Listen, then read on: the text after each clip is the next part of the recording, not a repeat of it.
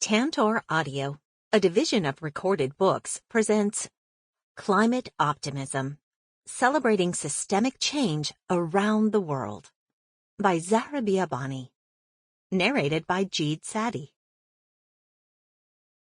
Foreword, by Christiana Figueres.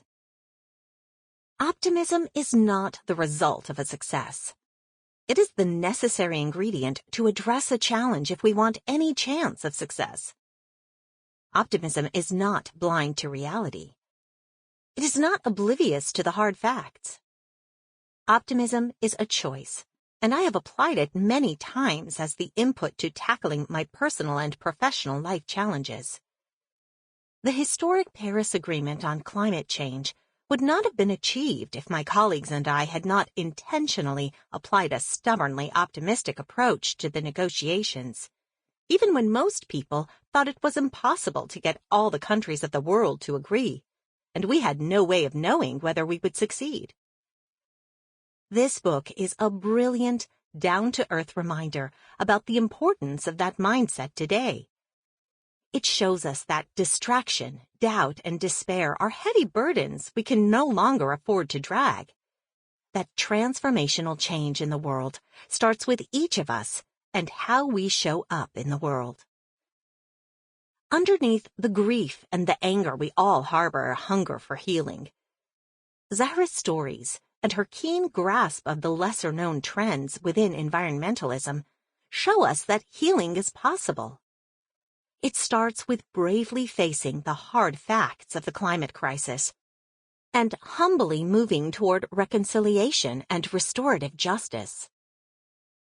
When I look to the future, I think of how my goddaughter, Zoe, who is 11 years old, and her peers will look back at this moment and be appalled at how close we came to losing the Amazon, the ice caps and glaciers, and the coral reefs. I expect she and her friends will laugh at how ludicrous our old-fashioned ideas were. Digging up ancient fossils just to burn them, clearing natural forests to just grow other plants, or killing animals just to eat them. They will be incredulous that our cities were once filled with loud vehicles and toxic fumes, that we scraped the sea bottoms and paved over wetlands. But my goddaughter and her peers will also marvel at all we collectively achieved in such a short space of time when we finally woke up to the consequences of our doings. They will be amazed at how we transformed entire systems for the benefit of everyone, especially the most vulnerable. And they will be grateful for all the disruptors of all stripes, sizes, and ages who pushed and pulled us, inspired us and admonished us, and ultimately helped us to move into responsibility at the speed and scale we needed. The path to that future may seem difficult or perhaps even impossible from where we stand right now. But impossible is not a fact. It's an attitude, only an attitude, and our attitudes are firmly under our control. The fact is, we can choose to change our policies, our technology, and our financial levers to protect life on Earth. And we can do so powered by the conviction in our capacity to affect those changes and our capacity to heal. We can also be continuously inspired by the extraordinary efforts of so many of our fellow citizens around the world who are already working so hard for change, even as obstacles keep blocking the way. Optimism is a candle in the darkness. It can brighten the minds of each one of us if we choose to light it. And as the Buddha said, brightness of mind is both the final goal of the path of enlightenment and also the first step. A bright mind is how we can proceed and meaningfully contribute to restoring the incredible web of life we are so fortunate to be part of. Christiana Figueres, founding partner of Global Optimism, former Executive Secretary of the United Nations Framework Convention on Climate Change, 2010 to 2016.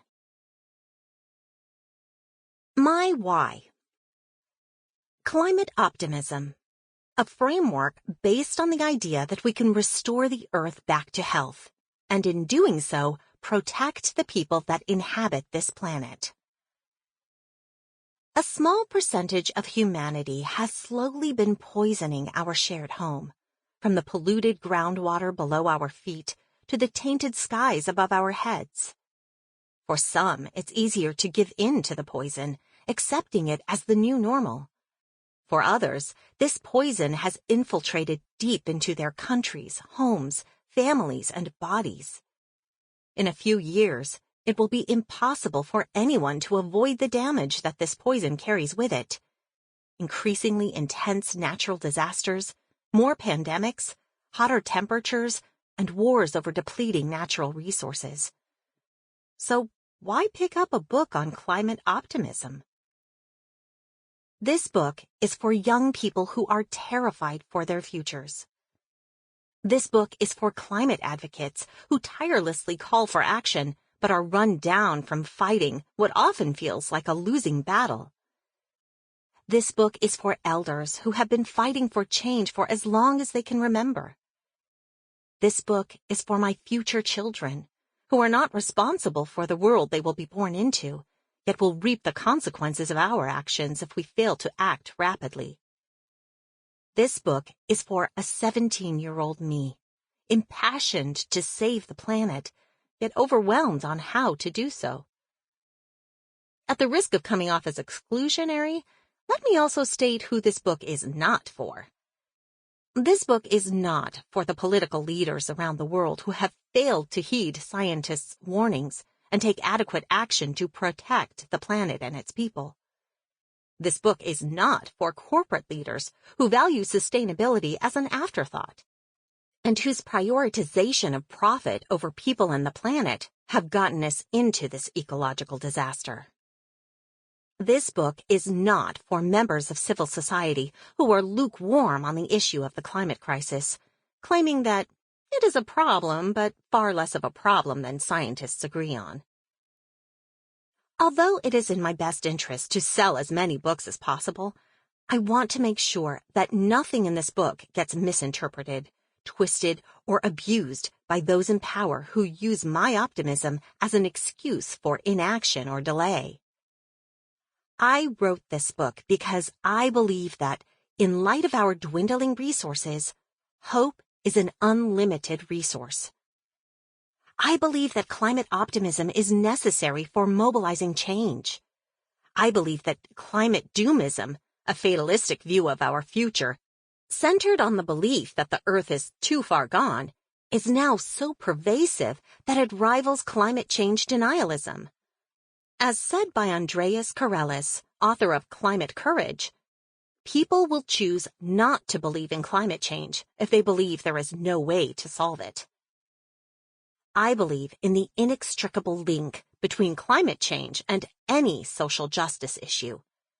To solve the climate crisis, we must actively work to dismantle systems of oppression that uphold injustices. I believe in empowering and funding communities of color and indigenous communities who are facing the brunt of consequences of climate change, despite contributing the least to the issue. I believe in love, the greatest of all things. When our love for our planet and its people supersedes our love for profit, Earth will begin to heal.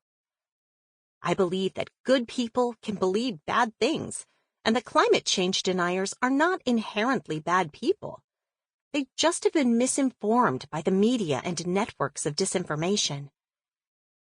I believe that we need to convince everyone of the urgency of the climate crisis to drive the political will and reform necessary to make a change. I believe that you have a role in fighting the climate crisis, and if everyone who cared about the planet got involved in high-impact movements like those featured in this book, we would save our planet from catastrophic warming. Finally, I believe our propensity to pioneer solutions is far greater than we realize. Movements within the larger environmental movement have the power to bring about great change for both the planet and its people. Though there is ample room and demand for involvement in these movements, there is a lack of awareness of them, as our dialogue around environmentalism too often focuses on sensationalized headlines and political quagmires. ICYMI, in case you missed it on the cover page, I will remind you of my name, who I am, and why I am writing to you. My name is Zahra Biabani, and I am a youth climate activist from the United States, Houston, Texas specifically. I tell most people that I started my climate activist journey at a climate reality leadership course training in my hometown in 2016. This was my first formal foray into the climate space, but truthfully, my journey began in a less than wholesome way 10 years prior. At the start of each new month, the newest edition of National Geographic Kids would faithfully arrive in our mailbox. Something about this issue stirred me into action like no other had before. Moved by the compelling images of polar bears losing their homes to the greed and apathy of humans, I decided to go door to door in my neighborhood, telling people about their diminishing homes, melting ice caps, and collecting donations in one of my mom's old shoeboxes. They were Dr. Scholl's, I think. My 8-year-old brain clearly did not hold on to that for long, as I discovered the shoebox, still holding the $15 in donations, in a corner of my closet at the end of the school year.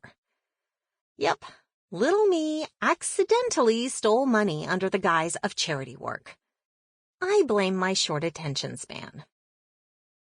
After a short stint of obsession with animals, the latter bit of elementary school through late high school was marked by a commitment to various social issues. I made videos about mass incarceration, started the Democrats Club at my high school, and went door to door campaigning for progressive political candidates with my mom, as I was too young to do so by myself. I assumed that my interest in the melting ice caps had waned, but it wasn't until I realized the connection between social inequities and climate change that my passion for preserving the planet fully flowered. In the summer of 2017, I worked at a social services agency. I was volunteering at our food bank on an afternoon where the sooty clouds loomed low and the sky seemed to be grumbling at its mere existence. I remember a fellow volunteer speculating that, despite the projections from meteorologists, this storm would be the same as all Houston summer storms. Temperamental, sudden, and brash, but far from devastating. He was wrong. Hurricane Harvey touched down in my hometown on August 25, 2017, bringing an inexplicable amount of destruction. Up to 9 months later, families, mostly Black and brown, who came into the social services office were still bereft of housing, FEMA support, and the remnants of their lives pre-Harvey.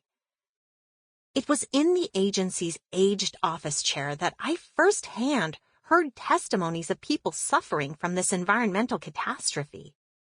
A young woman who had a double miscarriage due to household mold from the flooding during the storm. An old woman who now had panic attacks every time it rained, and families who were already destitute getting knocked down even further. So the next year, when I started university, I decided to study environmental sociology and environmental science. It was at this time that I began to share what I was learning both inside and outside the classroom on social media. And here I am, 2 years post-grad, sharing what I am learning to democratize climate education and spur climate action. I have cultivated a community of 50,000 advocates who receive weekly positive news stories about the planet, given a TED Talk on climate optimism, and started a company to advance the accessibility of sustainable and ethical fashion. Writing this book has been my greatest accomplishment of all. Between the research and conversations that have culminated in these words, I have learned so much and gained a newfound sense of hope for our planet, and I can only pray the same is true for you. I am writing to you because I believe that our nihilism toward environmental progress is one of the greatest threats to the planet herself. In my optimism research, I've read several incredible books that detail progress and prosperity in the last few decades. These books display aesthetic graphics of decreasing infant mortality rates and extreme poverty, among other encouraging trends that we will talk about later. It's rare to find such a graph detailing environmental progress, but it's no wonder why. Environmental progress has been slow, difficult to pinpoint, and laborious to find. In recent years, this progress has been mangled in political polarization and populism, fueling inaction. As difficult as it may be during these times, I believe that by looking for the good, we enable ourselves to be agents of good in the most important fight of our time. Reflecting on my experiences and what I have learned from others' activism journeys, I know that hope is a self-fulfilling phenomenon. We find hope by observing what is going on around us and cultivate that hope by getting involved in what we observe.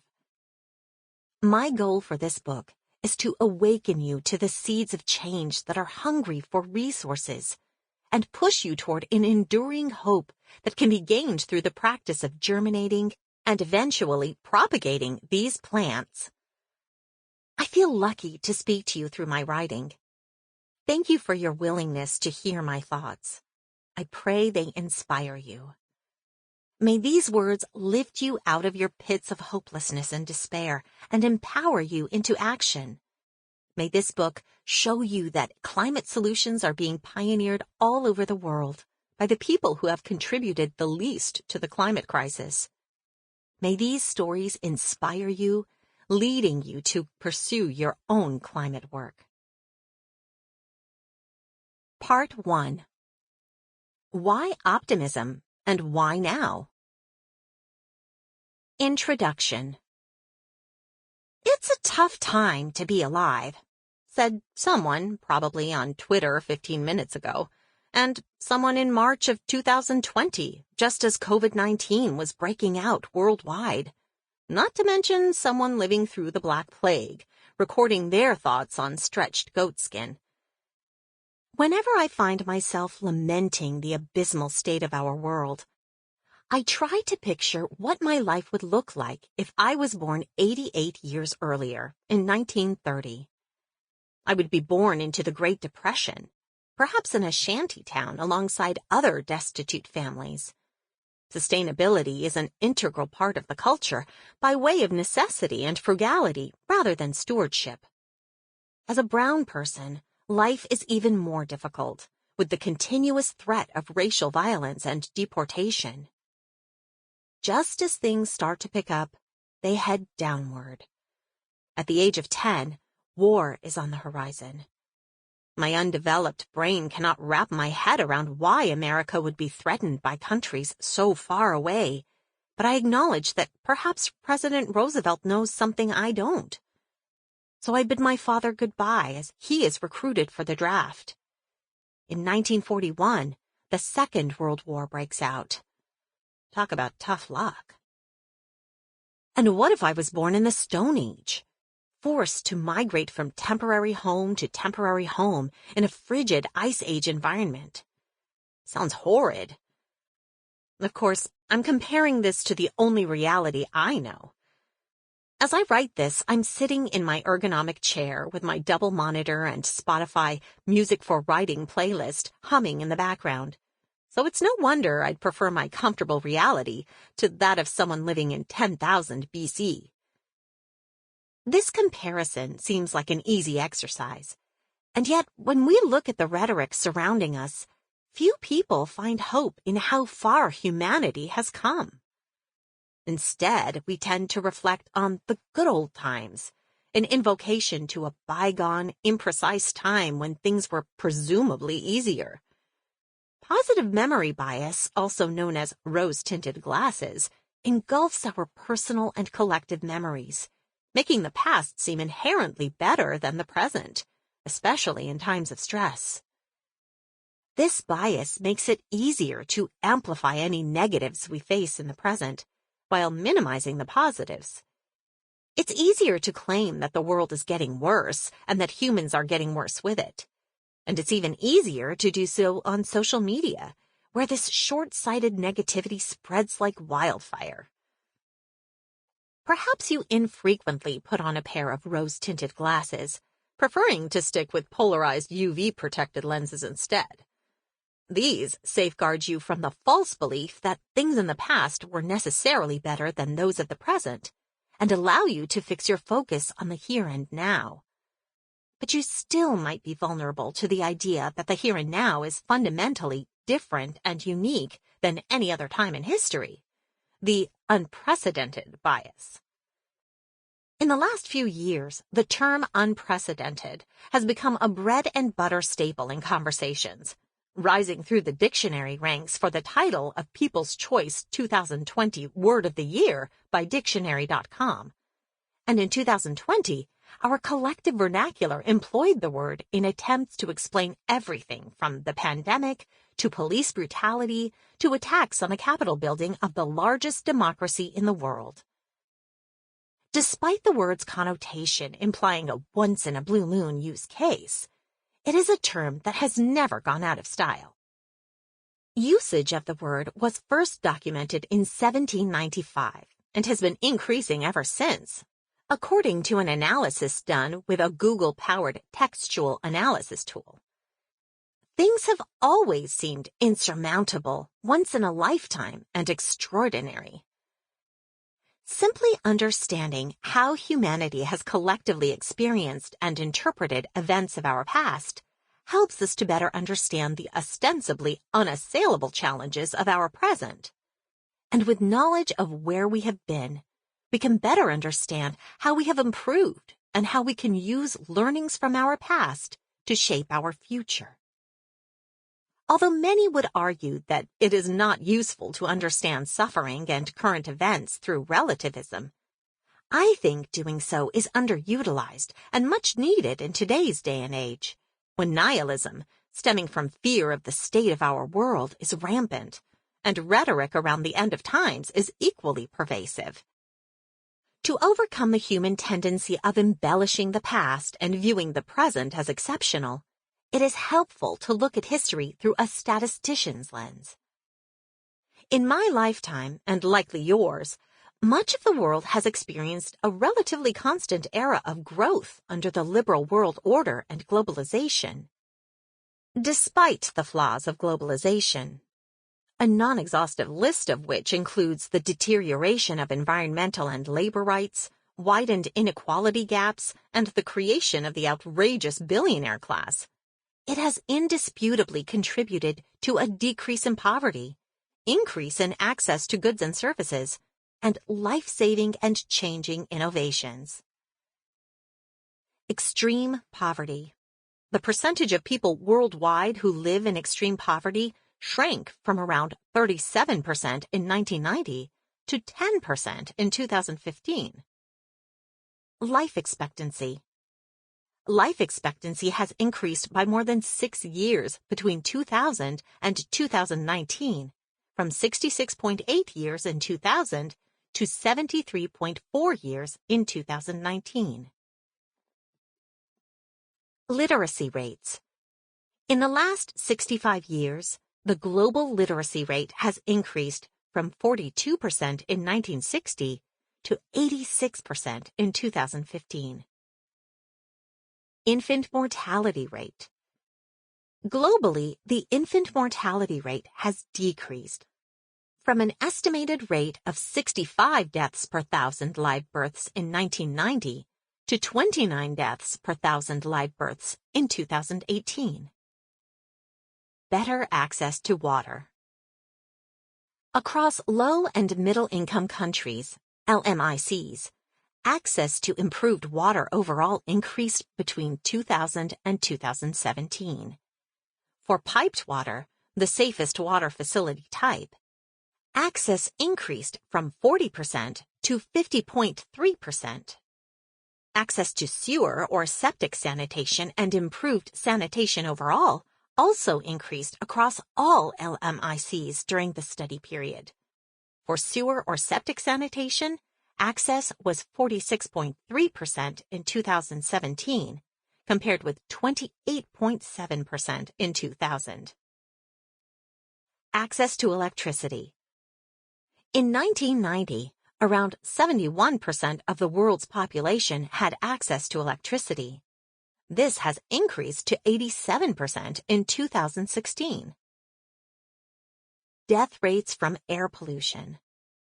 Since 1990, global death rates from air pollution have nearly halved.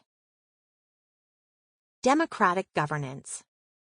At the end of 2017, 96 out of 167 countries with populations of at least 500,000, 57%, were democracies of some kind, and only 21, 13%, were autocracies.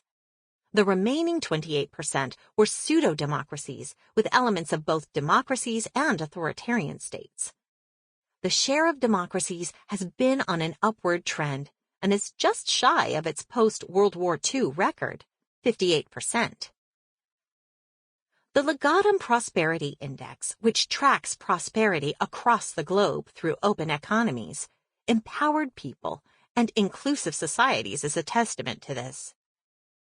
2019 marked the highest level of global prosperity ever. Even during a global pandemic, in the following years of 2020 and 2021, global prosperity levels plateaued. The connection between these metrics of prosperity and globalization is apparent.